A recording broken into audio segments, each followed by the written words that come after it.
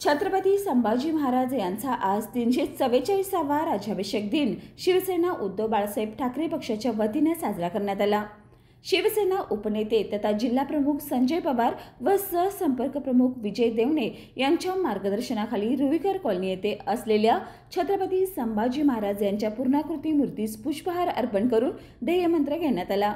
यावेळी छत्रपती शिवाजी महाराज की जय व धर्मवीर छत्रपती संभाजी महाराज की जय, जय भवानी जय शिवाजी या घोषणांनी परिसर दुमदुमून गेला।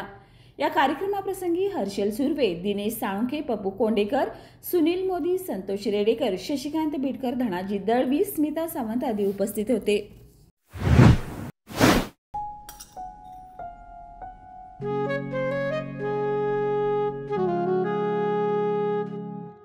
बाबा, आज येताना बासुंदी घेऊन या ना।